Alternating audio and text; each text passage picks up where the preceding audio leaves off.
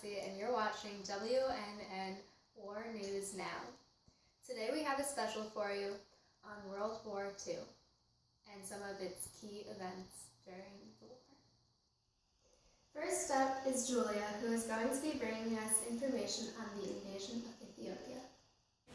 On October 3, 1935, the Italian invasion of Ethiopia began. An imperial grab for Africa ruined the League of Nations intentions and caused this event to happen.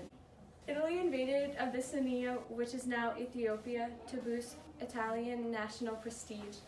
Salvini proclaimed that it was the first fascist aggression. On May 5, 1936, it ended, resulting in Ethiopia's subjection to Italian rule. Thanks, Julia. Next we have Jack reporting from Dunkirk. Today I'm here on the beaches of Dunkirk, France, to describe the truly special story of the evacuation that took place here in the spring of 1940. Named Operation Dynamo, plans for the evacuation of the trapped French, Belgian, and British began on May 21st when they were first cornered against the northern coast of France. Luckily for them, the Nazi military called for a 3-day halt on the 23rd, which allowed for the Allies to better plan an escape. The evacuation began on the 27th, but the 28th was the first full day, and it consisted of the evacuation of 7,669 soldiers over the British Canal by way of boat. That same day, the French First Army began to delay the ever-advancing Nazi military in the Battle of Dunkirk. Over the next week, British naval destroyers, Canadian naval destroyers, alongside other naval forces, helped to evacuate the soldiers stranded on the beaches of Dunkirk. The British government also reached out to the citizens of Britain to help sail the soldiers across the canal.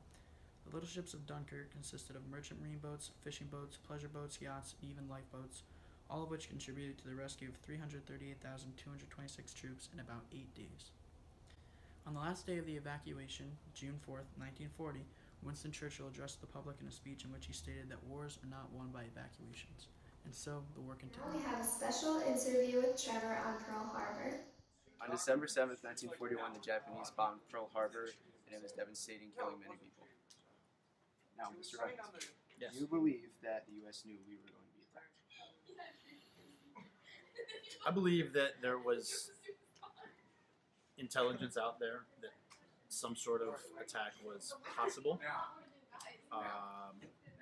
There had been threats that had been made, and so I feel like we were expecting something, but I don't know as I believe that we were expecting when or where it was going to happen. But there was definitely information there that we needed to be concerned about leading up to the attack. So there was eight U.S. naval ships that were located in Pearl Harbor, and all 8 were either sunken or heavily damaged. Based on that, as an estimation, how many people do you think were killed? The casualty count? The casualty count was in the thousands. The devastation was massive. You talked about the ships that were sunk and the sailors that were trapped on those ships because it was early in the morning. They were sleeping, a lot of them. So a lot of soldiers were trapped. So maybe it wasn't from the explosions per se, but from drowning. I would say definitely in the thousands in terms of casualties. So the exact number is 2,335. Okay. Do you think it was the right decision to bomb them after Pearl Harbor? To use the atomic bombs? Yes. That is a question that I've thought about a lot every year that I teach. I think about it, and every year I find it harder and harder to decide one way or the other. The one thing I keep coming back to is that we didn't know the magnitude of the bombs. We had detonated them in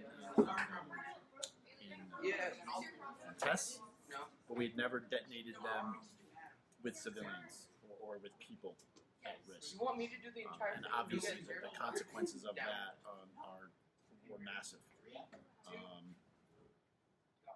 It ended the war, which is a good thing. It did limit American lives lost, which is a good thing.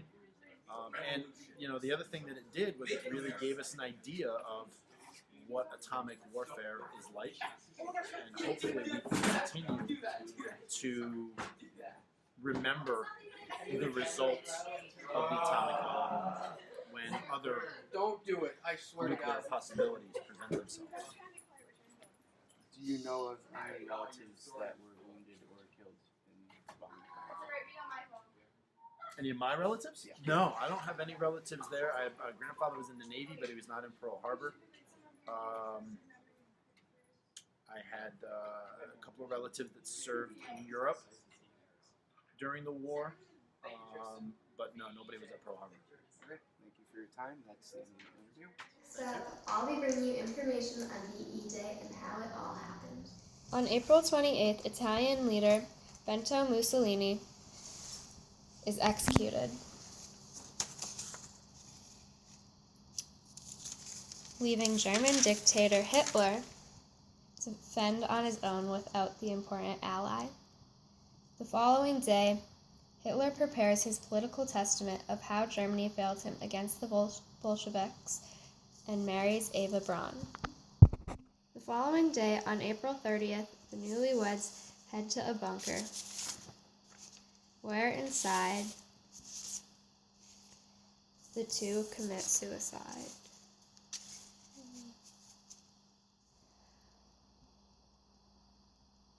On May 1st, Hitler's death was announced on the German Hamburg radio.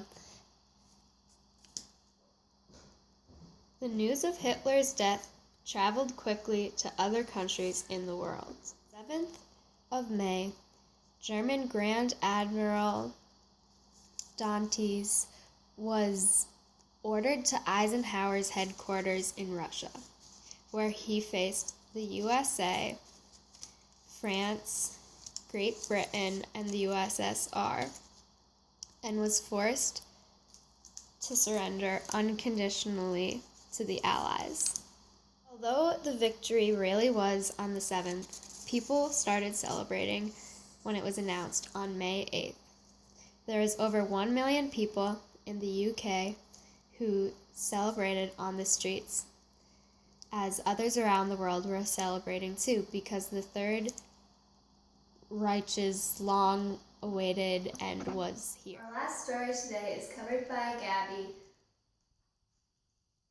on the atomic bombs dropped on Japan in Hiroshima and Nagasaki. One of the most unforgettable events in World War II history happened on August 6th and August 8th of 1945. These dates marked the bombing of the two Japanese cities called Hiroshima and Nagasaki. The United States called this the Manhattan Project. The first atomic bomb ever dropped was on the city of Hiroshima on August 6th and was dropped by the United States. The code name of this bomb was Little Boy, and it was 9,000 pounds. Little Boy exploded 2,000 feet above Hiroshima. Roughly 138,000 people died in this bombing. The last bomb dropped was on August 9th. It was over the city of Nagasaki. This bomb's code name was Fat Man and weighed 10,000 pounds. Around 80,000 people died from this bombing. This was very devastating, and many believe the United States did it in response to Japan's attack on Pearl Harbor. Thanks for watching. See you next time on More News Now.